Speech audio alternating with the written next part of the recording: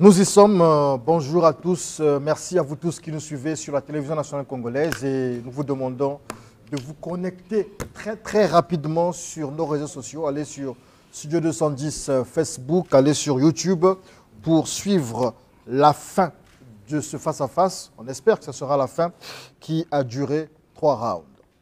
Exorcisme, une pratique qui consiste à expulser ou sortir un esprit maléfique ou malsain d'une personne possédée ou d'un animal. Exorcisme, un élément de langage plus présent du côté des prêtres catholiques et de certains mouvements spirituels, peut-être différent ou équivalent du combat spirituel, mieux de la délivrance via l'intercession dans les milieux des assemblées chrétiennes, on dit aussi église de réveil. L'exorcisme, est-ce de la sorcellerie? Est-ce de la haute magie? Ou elle va aux antipodes de ces deux sciences mystiques? Diefrim Basungama, rosicrucien, docteur Renaud Boris Mbota, serviteur d'Élohim, après avoir argumenté sur la nature, la mission, le rôle et l'origine des anges et des démons, nous explique aujourd'hui la pratique de l'exorcisme en nous disant qui peut pratiquer l'exorcisme, comment pratiquer l'exorcisme et dans quel contexte. Renaud Boris Mbota, bonjour. Bonjour, monsieur. Diefrim Basungama, bonjour. Bonjour. Nous allons commencer ce face-à-face. On vous donne 3 minutes, comme d'habitude. On va aller très vite. Docteur Renaud Boris Mbota, vous avez la parole. La parole pour nous dire en ce moment comment comprendre l'exorcisme aujourd'hui. Bien, je crois que c'est une question très fondamentale, surtout pour les temps dans lesquels nous vivons présentement. D'abord, pour commencer, on ne peut pas parler de l'exorcisme, comme nous l'avons déjà initié, sans parler de la démonologie. Et nous savons que pour qu'il y ait exorcisme, il faudra d'abord qu'il y ait d'abord au préalable les possessions démoniaques, qui sont des influences spirituelles, soit des énergies négatives qui peuvent être dévastatrices à une vie, soit spirituelle, mentale et physique d'un individu.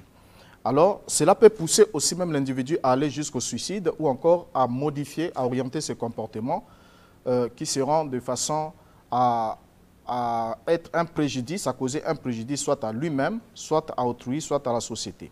Alors, donc, lorsqu'on parle de l'exorcisme, c'est d'abord défini comme étant une pratique qui est en même temps religieuse, tout comme elle est magique, puisqu'elle comporte plusieurs procédés pour y accéder. Donc, il y a des pratiques religieuses au niveau de l'exorcisme. Il y a aussi des pratiques magiques comportant certaines formules et certains gestes rituels destinés à chasser les démons d'un endroit qu'il occupe, en particulier un être humain qu'il a possédé et qu'il a pris sous son contrôle. Alors, l'exorcisme dépend avant tout de l'acquisition de l'autorité. Parce que pour chasser le démon, ce n'est pas n'importe qui est habilité à le faire, mais il faudra d'abord avoir l'autorité pour pouvoir exercer cette autorité et emmener les esprits à vous obéir et à se soumettre à vos directives.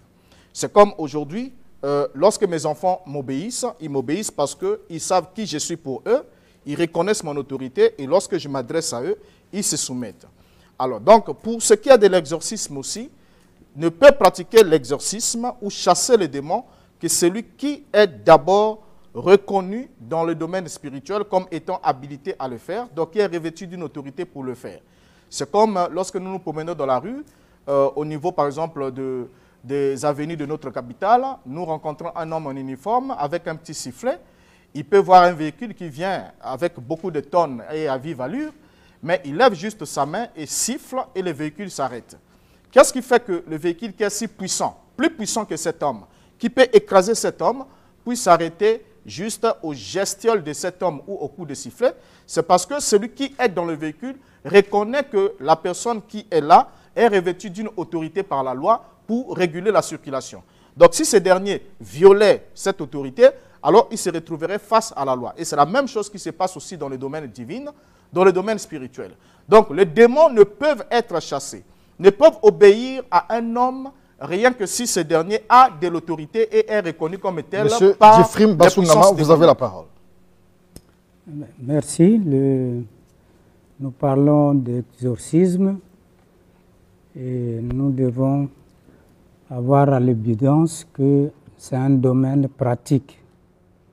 Ce n'est pas des lectures qu'on aura fait quelque part et on parle de l'exorcisme. C'est vraiment un domaine pratique et comme toute pratique, il faut nécessairement une théorie conséquente, mais aussi un stage pratique pour être en mesure de faire ce travail. Donc, on n'improvise pas ce travail parce qu'on aura simplement la possibilité de réunir les gens pour prier ensemble. Il faut vraiment une formation parce que celui que l'on chasse, ce n'est pas un petit enfant. C'est quelqu'un qui connaît, c'est un esprit qui connaît. Et cet esprit, s'il constate que vous ne valez rien, parce qu'il vous voit, ou simplement vous ressemblez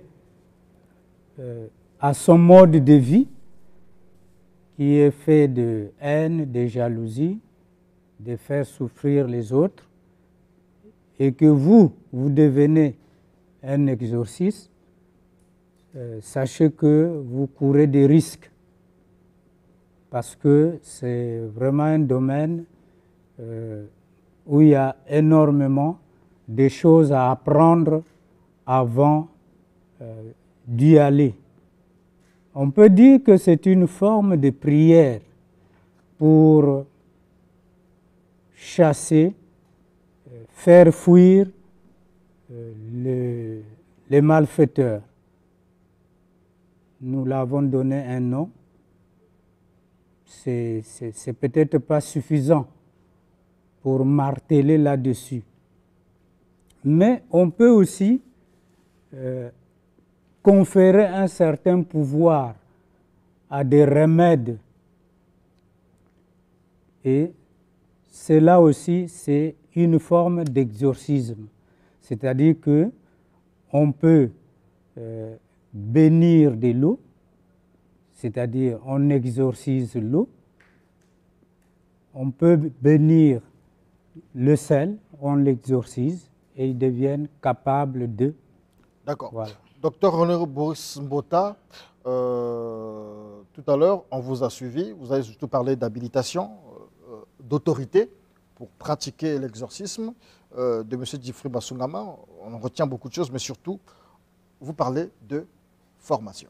Oui. Alors, est-ce que, docteur René Boris Mbota, pour pratiquer l'exorcisme, il faut au préalable une certaine formation?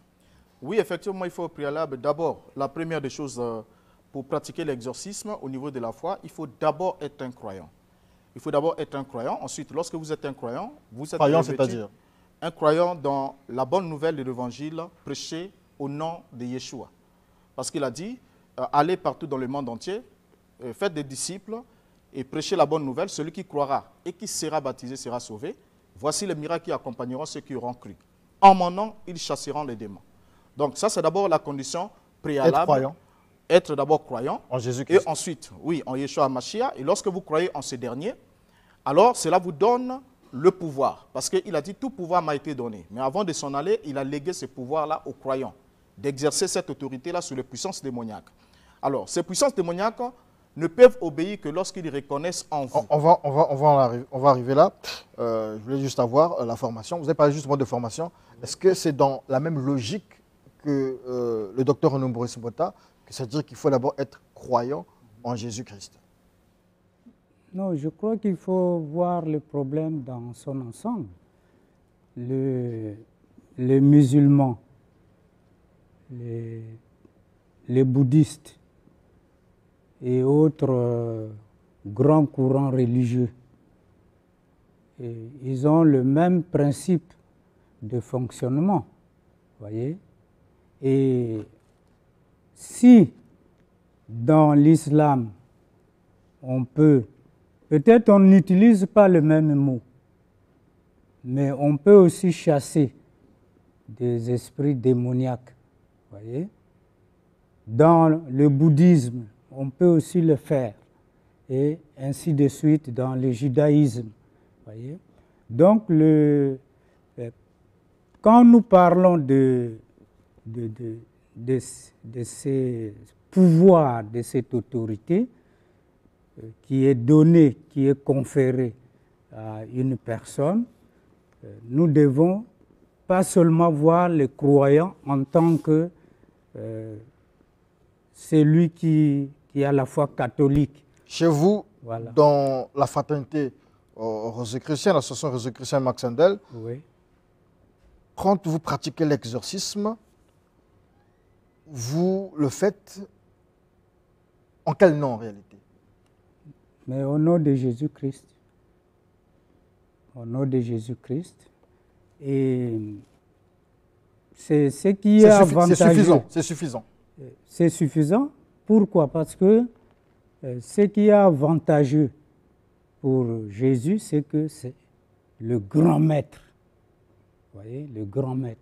Le Fils de Dieu. Le Fils de Dieu. Vous voyez, c'est le grand maître, le maître de maîtres. Et si vous l'invoquez, que vous soyez bouddhiste, que vous soyez judaïste, que vous soyez dans le taoïsme, vous aurez les résultats. Ça veut dire au que niveau le plus élevé, il n'y a pas de discussion sur le personnage de Jésus. ça veut dire que Oui. l'exorcisme, pour marcher, il faut, pour être qu'elle soit efficace, il faut la pratiquer au nom de Jésus-Christ seulement. Logiquement, oui. Logiquement, oui, parce que il est le seul dans notre univers qui a démontré qu'il s'est sacrifié pour les humains afin qu'ils puissent avancer. D'accord, je parlais d'autres de formation. Voilà. Docteur Mbota a parlé d'autorité, vous avez repris le mot autorité. Mais qui octroie cette habilitation-là? Qui donne le quitus, l'autorité à l'exorciste? Bon, mais lorsque nous avons une formation, ça signifie qu'il y a un formateur, n'est-ce pas? Et ce formateur qui a nécessairement suivi un cursus est capable, au nom de Jésus-Christ, de vous faire reconnaître comme capable d'exercer ce travail. Donc c'est Jésus-Christ qui vous envoie. L'autorité, c'est Jésus-Christ. Vous la tenez de Jésus-Christ. Mais bien sûr. D'accord. Merci, c'est tout ce que je voulais savoir. Docteur Mbota, donc ça ne sert pas que je vous pose cette question puisque vous donnerez la même réponse. Mais est-ce que vous parlez du même Jésus? Parce qu'on se dit, si ceux des mouvements du réveil, des assemblées chrétiennes, interdisent à leurs fidèles ou au peuple de Dieu d'aller vers les rosicruciens et autres spirituels, je me demande pourquoi. Parce que vous faites vos pratiques tous au nom de Jésus-Christ. Bon, là, ça ne veut absolument rien dire. Ça ne veut absolument rien dire parce que... Là, c'est votre parole maintenant. Oui. Déjà, pour commencer, nous ne parlons pas du même Yeshua. Donc, on ne parle pas de la même personne, parce que la Bible est déjà claire dans 2 Corinthiens chapitre 11, le verset 4. La Bible nous parle qu'il y a un autre Jésus. Donc, il y a un autre. Un autre comment? Ça veut dire que celui qui est défini autrement, qui est coloré autrement, qui n'est pas exactement le reflet de celui que les apôtres ont prêché. Et c'est celui dont nous parle M. Difrid Bassongama. Celui-là, il est comment? Celui de Difrid Bassongama. Non, ça c'est l'autre. Il est comment? Il est comment? Ça dit qu'il accepte toutes les affabulations que les hommes mettent sur lui. Donc, on fait de lui Dieu, on fait de lui tout ce qu'on veut faire, on fait de lui grand maître spirituel, on fait de lui tout. Mais c'est le grand maître quand même, c'est le grand maître. On peut même l'invoquer, vous voyez. Les mystiques et les spirituels prétendent même invoquer Jésus et Jésus leur apparaît, Jésus leur répond, Jésus traite avec eux. Mais c'est Jésus qui répond à ces gens-là, n'est pas le véritable ou l'authentique qu'a prêché les apôtres. Ça, c'est un autre. Parce que l'apôtre Paul est clair, il a dit qu'il y a un autre Jésus et il dit qu'il y a un autre esprit et il y a aussi un autre évangile qui est contraire à celui qu'eux, ils ont prêché. Tout en mettant le sceau, si quelqu'un venait prêcher un autre évangile que celui que nous avons prêché, qu'il soit anathème. Alors, donc déjà ici, j'aimerais rebondir un peu sur le point où il a essayé un peu de divaguer sur la source de l'autorité pour être habilité à chasser les démons. La source de l'autorité, la Bible nous parle de Dieu. Parce que ce soit dans le monde céleste comme dans le monde infernal, que ce soit le démon, tout comme le démon, la Bible dit que tu crois que Dieu est un seul, mais tu fais bien, les démons le croient aussi, mais ils tremblent. Donc déjà, Dieu est la source de toute autorité. Personne ne peut exercer l'exorcisme s'il n'est pas d'abord revêtu de l'autorité divine. Donc c'est Dieu qui est la source de toute autorité, d'abord pour commencer.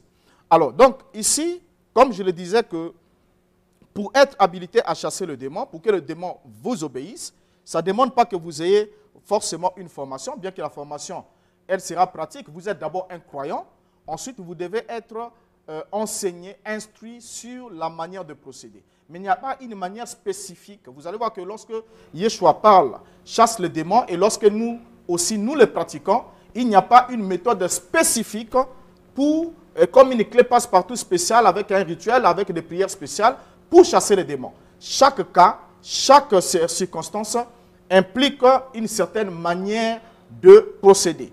Mais dans le cas de Yeshua, vous allez voir que la première des choses qui faisait que Yeshua puisse exercer l'autorité de chasser les démons, c'est que lorsqu'il se retrouvait dans un environnement où les personnes étaient possédées, c'est les personnes qui déclaraient l'identité de Yeshua. Il lui disait, je sais que tu es le Saint de Dieu. Dans un autre endroit, il disait, nous savons que toi tu es le Mashiach. Donc, en disant déjà qu'il savait qu'il était le Saint de Dieu, qu'il était le Mashiach, il reconnaissait par là qu'il avait l'autorité de leur donner un ordre pour qu'ils partent de ce là et le libèrent. Merci beaucoup, Ed Chevry-Diaz.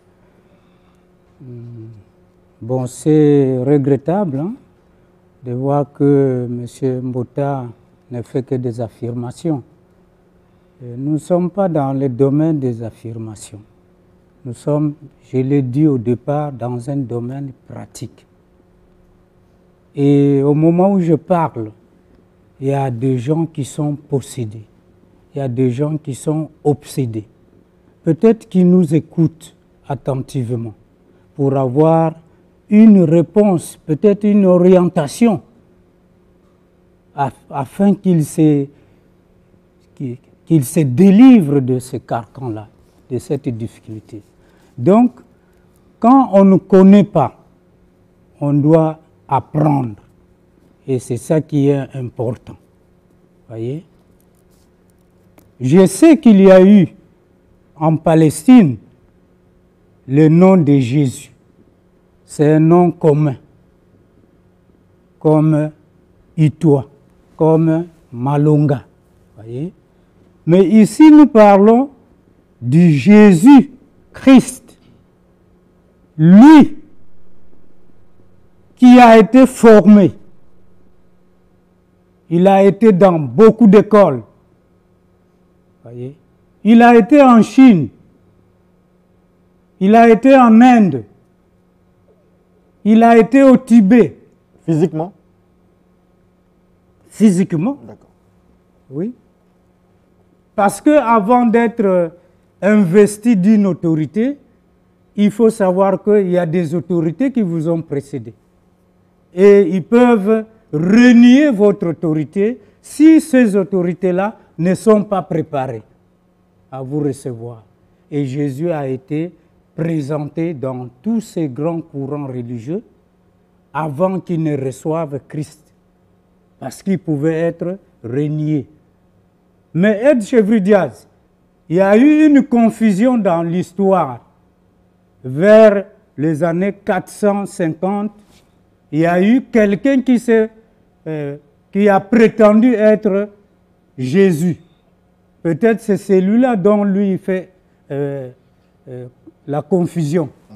Nous ne sommes pas dans la confusion. Voyez?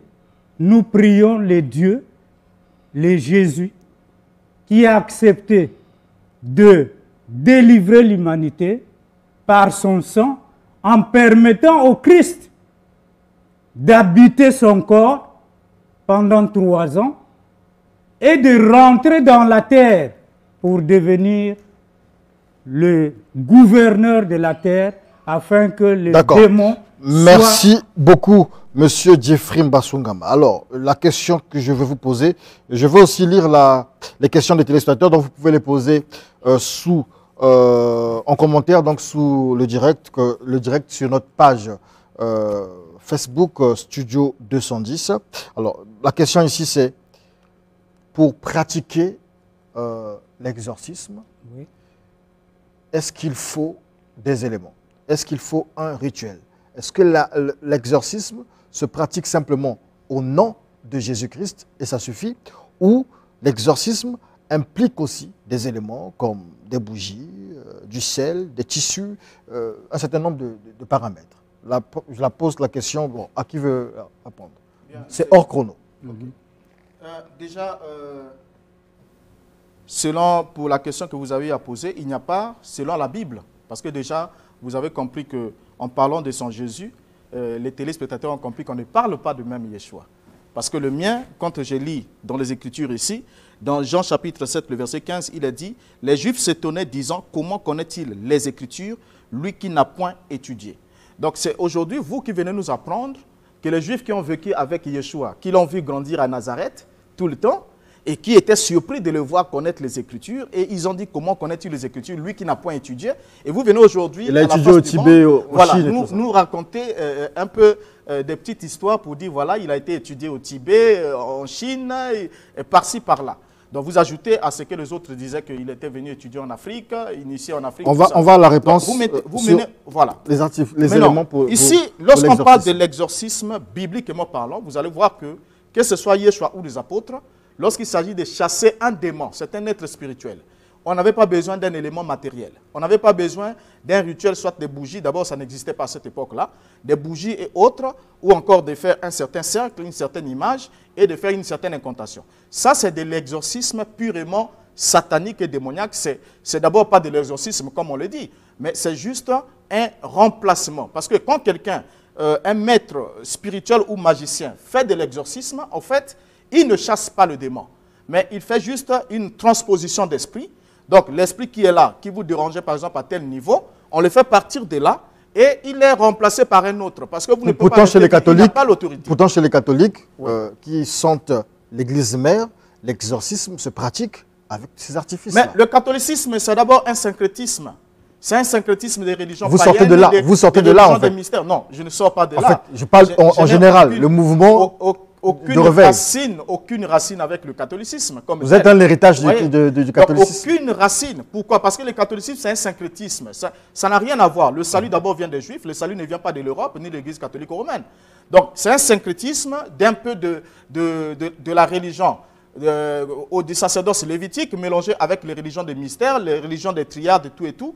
Et ils ont fabriqué ce qu'on appelle la religion catholique romaine. D'accord. Donc, on a compris. Tous ces rituels magiques qui n'ont rien à voir avec la foi authentique. Voilà, donc l'exorcisme se fait simplement au nom de Jésus. C'est par l'expression de l'autorité par la parole. Par la parole, d'accord. Voilà. L'exorcisme se fait... Il n'y a rien qui soit plus puissant que la parole. Est-ce que, voilà, il y a un rituel, est-ce qu'il y a des éléments qui accompagnent?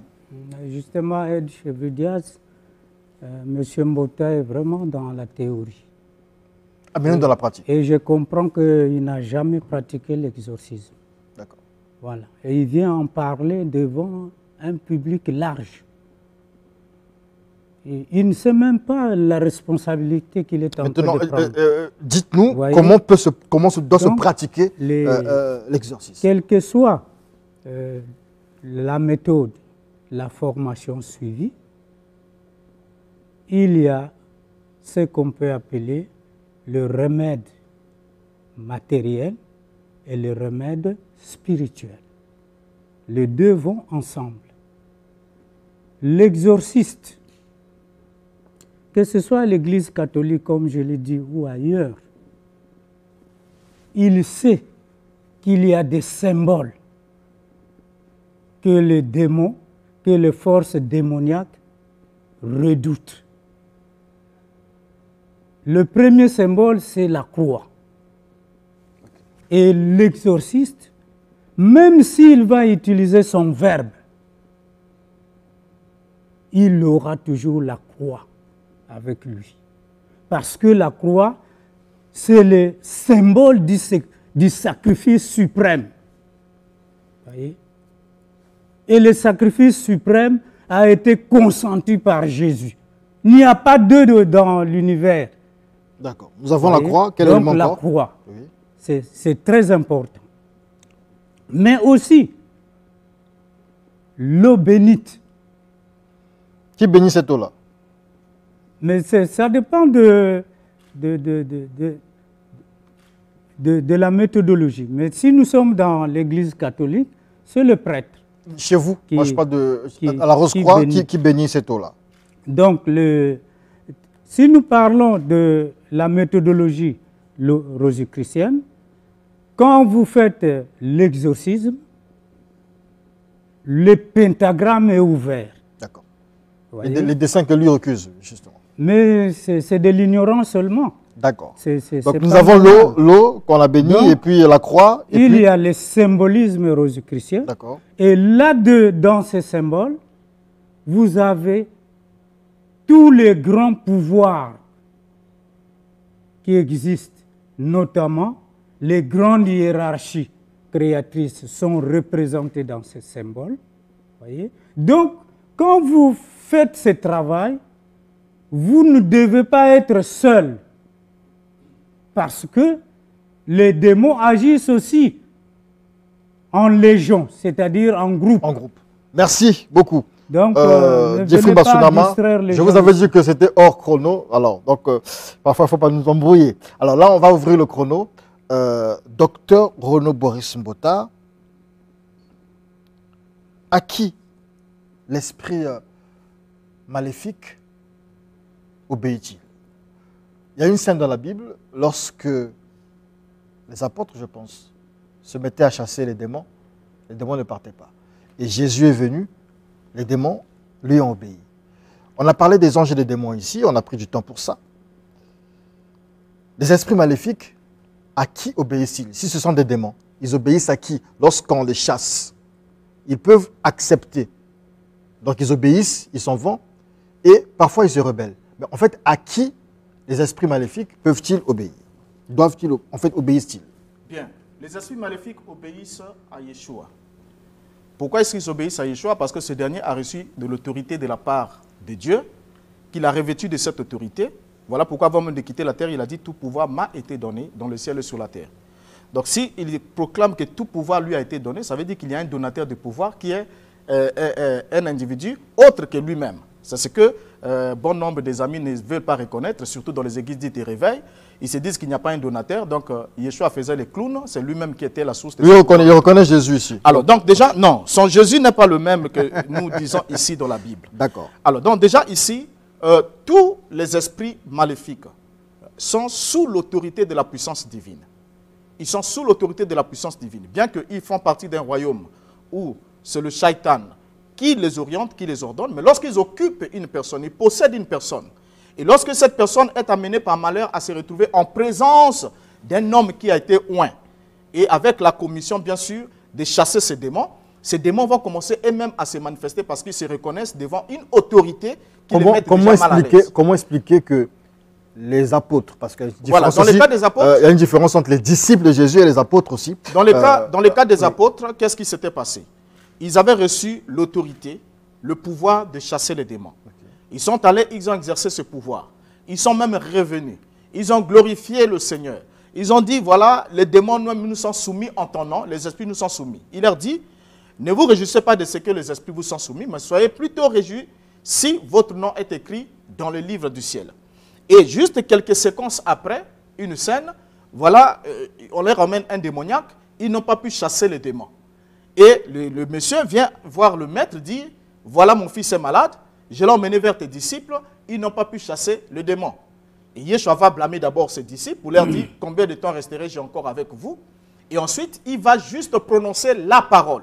C'est là que vous allez voir que dans toutes les scènes... Pourtant, les disciples aussi ont prononcé la parole. Oui, aussi. les disciples ont prononcé la parole. Mais Yeshua va leur expliquer. Parce que quand Yeshua prononce la parole, le démon est chassé. Maintenant, ils vont poser la question à Yeshua, pourquoi n'avons-nous pas pu le faire? Puisqu'on en avait reçu l'autorité. Mais pourquoi n'avons-nous pas pu le faire?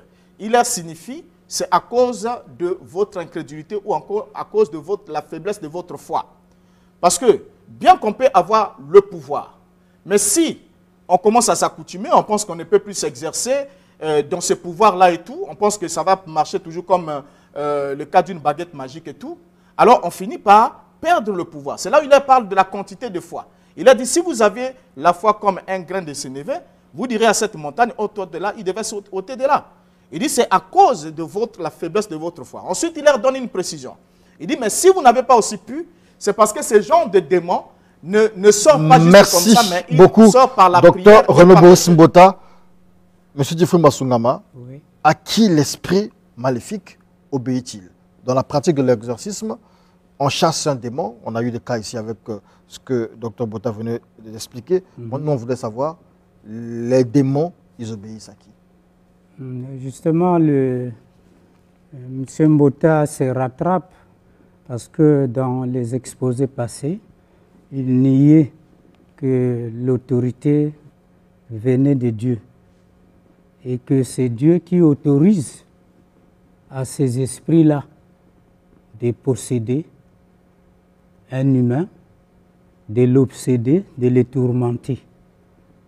Donc, nous recevons cette autorité de lui parce que c'est lui qui a permis que cela arrive, pour que celui qui est tourmenté se rappelle qu'il a reçu des missions, qu'il n'a pas pu conduire correctement, et pour le faire revenir au détenteur du pouvoir, alors il passe par la maladie, par des privations, par beaucoup de choses. Ce n'est pas que Dieu est l'auteur du mal ou qu'il veut faire mal, mais il veut faire comprendre à son enfant qu'il faut faire correctement le travail lorsque on te confie des tâches. Ne pense pas que tu travailles pour toi, mais tu travailles pour l'humanité tout entière et fais correctement le travail parce que je compte sur toi. Et lorsque Dieu ne compte plus sur un individu à qui il a fait confiance, alors il peut ordonner à ces esprits-là de le tourmenter. Et d'ailleurs, l'autre jour, il avait dit, même à Job, il avait donné la limite. Voyez, vous pouvez, mais ne va pas jusqu'à toucher son âme. Mais c'est lui le détenteur du pouvoir qui le dit. Voyez? Donc lui. Les démons ne sont chassés que par Dieu. Dieu, on va dire, c'est un terme aussi global, n'est-ce pas? Et comme nous l'avons dit, il faut être précis dans ce domaine. D'accord. Nous, ce qu'on veut savoir, lorsqu'on chasse les démons, au nom de Jésus-Christ. Ça veut dire que, sors. Ça veut dire que Maître Waka, qui nous suit en ce moment, s'il veut chasser les démons, il dit au nom de Jésus, les démons s'en vont.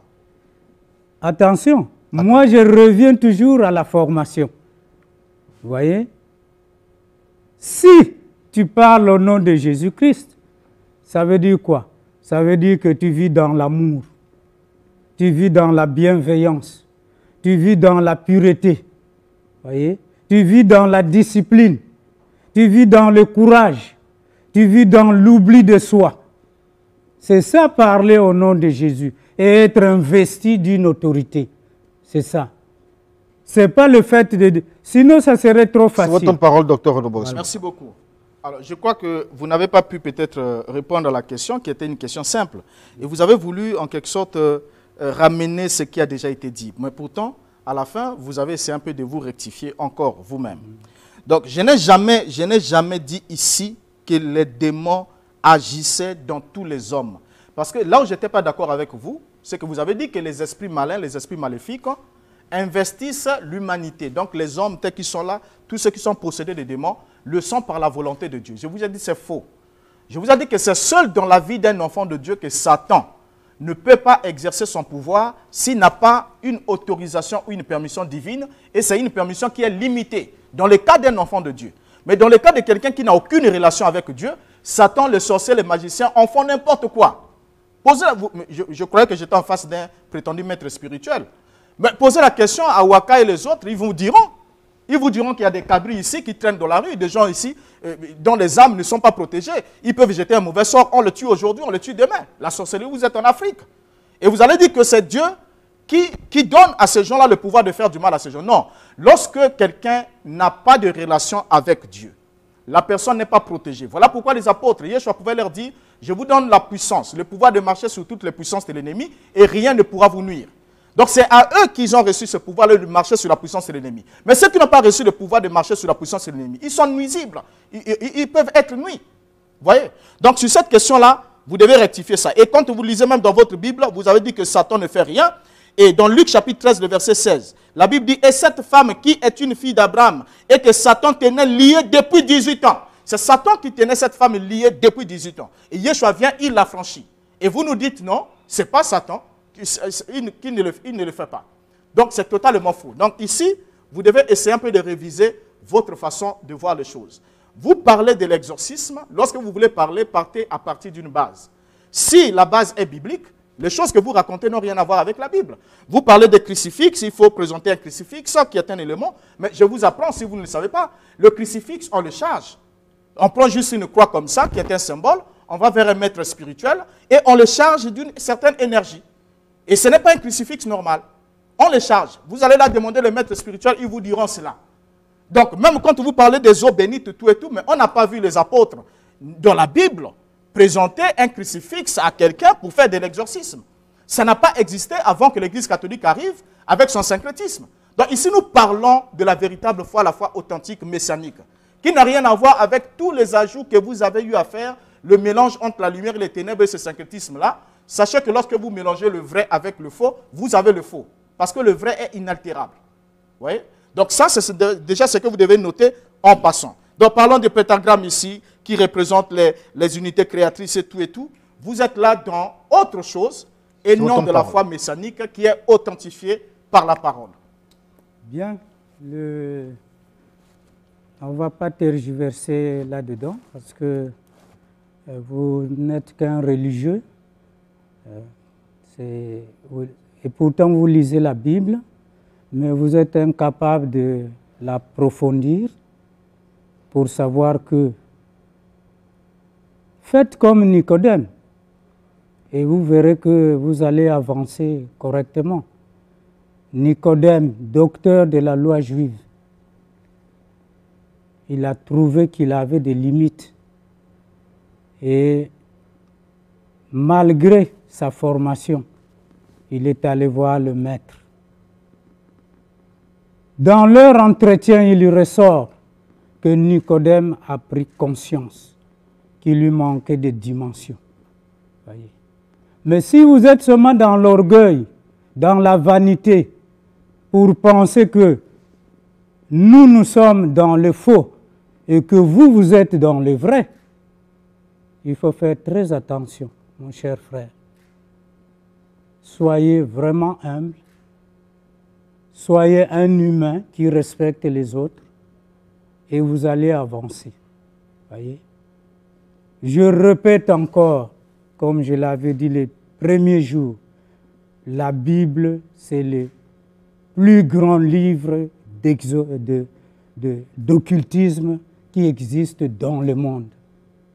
Parce que c'est un livre complet. Il y a l'ancienne façon et la nouvelle façon. Et le Christ dit, je ne viens pas abolir la loi, mais je viens pour accomplir. Il apporte la loi d'amour. Donc, dans la Bible, vous avez ce que vous devez obtenir pour devenir un enfant de Dieu. Mais ne croyez pas que parce que vous êtes sur un chemin, que les autres sont sur un mauvais chemin. Ne parlez pas ainsi. Et ne désacralisez pas ce qui est sacré. Ce n'est pas responsable. Donc, c'est de la même manière, hein, nos frères les pasteurs, quand ils tiennent la Bible, ils pensent qu'ils sont les seuls détenteurs pour comprendre ces livres-là. Et ils ont même tablé leur travail sur ce qu'on appelle la délivrance. Mais moi, je sais que ce soit l'exorcisme, qu'on dise délivrance, ou un autre terme qui est utilisé dans le milieu, mais nous sommes toujours en face d'un ennemi commun. Il faut une formation. Merci beaucoup, Jeffrey Mbasungama. Merci beaucoup, Renaud Boris Mbota. Nous avons assez parlé des anges et des démons. Nous allons vers la fin de ce face-à-face. Nous avons assez parlé des anges et des démons. Dans la pratique de l'exorcisme, quel est le rôle des anges, quel est le rôle des démons? Est-ce que l'exorcisme, c'est un combat des anges contre les démons? On a des cas où vous allez chez un spirituel, Oui. un ganga, qui ne connaît pas Jésus, mais qui arrive à libérer, à pratiquer de l'exorcisme et à libérer des captifs, des personnes possédées. Comment nous expliquer ça? Docteur Renaud Boris Mbota, vous avez la parole. Oui, je l'ai dit ici que d'abord pour manifester une certaine, ce qu'on appelle délivrance ou de l'exorcisme, tout répond au principe de la foi. Parce que vous allez voir que Yeshua est clair sur la question, il dit celui qui croira et qui sera baptisé sera sauvé. Voici les miracles qui accompagneront ceux qui auront cru. Il n'a pas dit voici les miracles qui accompagneront ceux qui seront sauvés. Donc rien qu'au niveau de la foi, une fois qu'on croit, même si on n'accède pas juste au salut, mais on peut déjà recevoir cette habilité-là pour chasser les démons. Ça veut dire qu'on n'a pas besoin du nom de Jésus? Non. Okay. Lorsqu'on utilise, ça dépend de la formule, la formule que la personne utilise. Parce que le problème, c'est lequel? Lorsque celui qui utilise le nom de Yeshua le prononce dans l'exorcisme, il le fait parce qu'il croit dans le pouvoir qu'il y a dans ce nom. Parce qu'il croit, donc il est croyant. Il croit que ce nom a un pouvoir. Ceux qui ne croient pas qu'ils réussissent quand même à chasser les démons, comment ils font? Ceux qui ne croient pas dans le pouvoir qu'il y a dans ce nom, ils y vont par d'autres procédés. Mais seulement ils croient. Ils croient que par ce procédé-là, je vais obtenir tel résultat. Parce que Yeshua dit, il te sera fait selon ta foi. Ça veut dire que ce n'est pas forcément Jésus qui nous sauve, c'est notre foi qui nous sauve. Non. Bon, effectivement, la foi... J'ai mal à la tête. Oui, non, dans ce sens-là, ça va. Okay. La foi est ce qui donne la réponse à tout. Mais sans pourtant avoir des relations de façon absolue avec le salut. Parce que jusqu'au niveau de croire, même le démon croit aussi, comme la Bible dit, tu crois que Dieu est un seul Dieu, tu fais bien, le démon le croit aussi, mais il tremble. Donc, le fait pour le démon de croire qu'il y a un seul Dieu ne les accorde pas le salut. Donc, ici, au niveau de la foi, on peut exercer.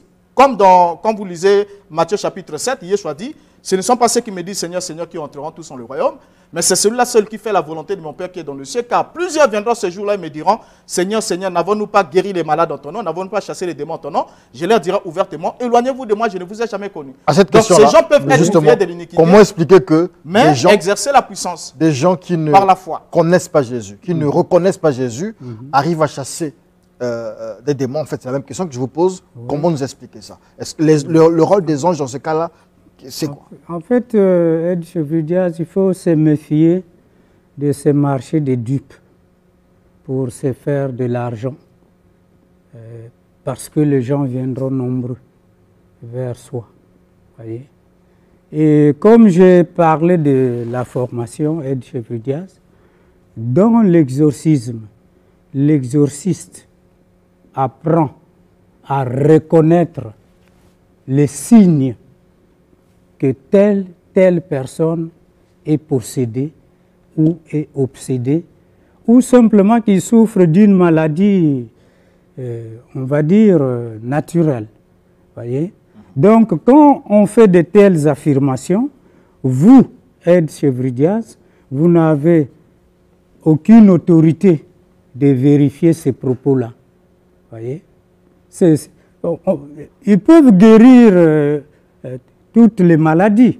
Voyez? On voit un cas pratique, pour ne pas vous... Permettez-moi de vous interrompre. On voit un cas pratique ici avec Maître Tiburce Ndebokolo, qui délivre des personnes possédées. Donc, les gens qui souffrent de la folie d'origine mystique, il arrive à les guérir et à des témoignages. On explique ça comment?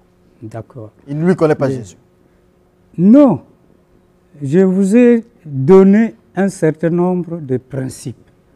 Ce n'est pas le fait seulement de dire « je ne connais pas Jésus ». Non.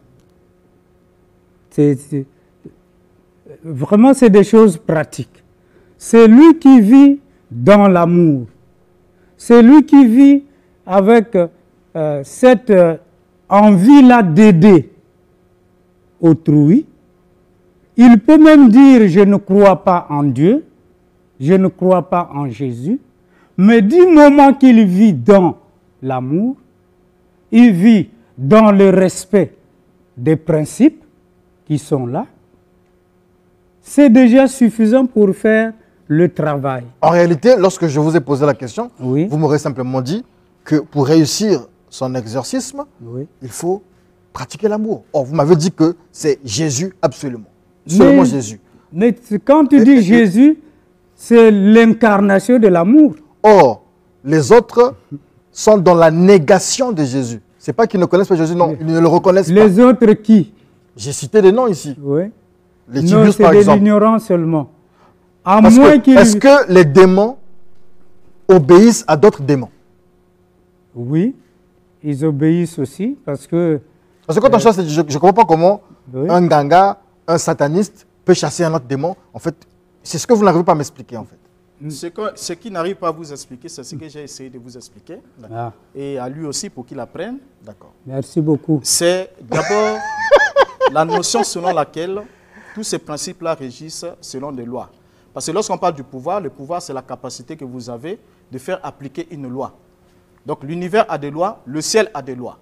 Et la loi de la foi exige que, qu'importe le domaine où la foi est utilisée, lorsque quelqu'un y croit, il a le résultat de ce qu'il attend obtenir. Qu'est-ce que Tubus fait? Tubus emmène d'abord la personne à croire, ou les personnes qui l'ont emmené là à croire. Parce qu'il y a des moments où on utilise la foi de la personne qui est malade, mais si c'est quelqu'un qui est possédé, par exemple, mentalement, il n'a plus son intelligence. Il n'a plus de foi. Voilà, on ne peut plus exciter sa foi. Mais on excite la foi de ceux qui l'ont emmené là parce qu'il n'est pas arrivé là seul. Et comment est-ce qu'il va faire? Le salut est individuel. Le salut est individuel, la guérison est individuelle. Voilà, il va d'abord commencer à exciter leur foi en leur rappelant que lui, il a été investi d'une certaine mission. Il va parler de sa commission d'extraterrestre pour dire qu'il est un homme particulier. Et ensuite, il va prendre le premier témoignage qui avait déjà donné des résultats. Donc du coup, les gens vont se dire, nous sommes sur la bonne porte. Mais la personne malade ne comprend rien. Ce que vous me dites, moi, je ne comprends pas. Parce que la personne malade, elle est possédée, elle ne comprend rien, elle n'a pas de foi, elle n'a pas de raison. Oui. Comment votre foi peut aider une personne possédée? Je ne comprends pas. Yeshua a fait la même chose. On a pris un paralytique, comme il y avait assez de gens. On a ouvert le toit d'une maison et on a fait descendre le paralytique au milieu du lieu parce qu'on ne pouvait pas accéder à lui. Et Yeshua va répondre. Lorsqu'il guérit ce paralytique, cet homme possédé, il dit que c'est à cause de la foi de leurs parents. Donc quand il a vu le sacrifice, comment ils ont fait le tout possible d'aller même au niveau du toit, de faire descendre. Tout ce que Tibius guérit là-bas, c'est à cause de la foi de leurs parents. Il y a obligatoirement la foi. Vous allez appeler Tibius ici, même s'il est en face de moi, il ne pourra pas dire le contraire. Merci. Il excite la foi. C'est comme, je prends juste un exemple. Hein. Vous prenez, comme quand les animistes le font, ils peuvent vous emmener autour d'un arbre. Un arbre comme ça, il vous explique, il dit, vous voyez cet arbre-là, moi, j'avais rencontré un être surnaturel ici, cet arbre est sacré. Faites tant de tours ici et prononcez telle parole. Quand vous parlez des animistes, je pense au gars d'une Zombie et tout ce monde-là. Si vous le faites le débat en croyant, va rester ouvert. Alors vous allez avoir les résultats. Mais merci beaucoup, Dr Renaud Boris Bota. Merci beaucoup, M. Jeffrey Massounama. Je vais m'adresser au peuple du studio 210. C'est la fin, normalement, de ce face-à-face sur l'angélologie, la démonologie et l'exorcisme. Si vous pensez que nous devons revenir sur ce sujet, sur l'exorcisme, écrivez-le en commentaire. Si vous pensez que nous devons garder les mêmes protagonistes, vous l'écrivez en commentaire. Si vous pensez que nous devons prendre d'autres protagonistes, dites-le en commentaire, j'allais dire. Nous nous retrouvons à une prochaine occasion et nous disons heureux mariage, heureux ménage à Déborah Kosema qui est désormais mariée à qui? Vous connaissez un peu le nom du beau-frère? Bon, le beau-frère, apparemment, on l'appelle Emmanuel. Donc, Déborah Kosema, elle va reprendre bientôt parce qu'elle préparait d'abord son mariage. Elle sera bientôt avec nous. On vous dit merci, M. Jeffrey Massounama. Merci, Merci, Dr Renaud Boris Bota. Merci. Donc, nous restons donc, à l'attente de ce que le peuple va décider et on verra si nous allons nous retrouver dimanche prochain. Merci. Et merci pour votre disponibilité. Merci. Merci encore.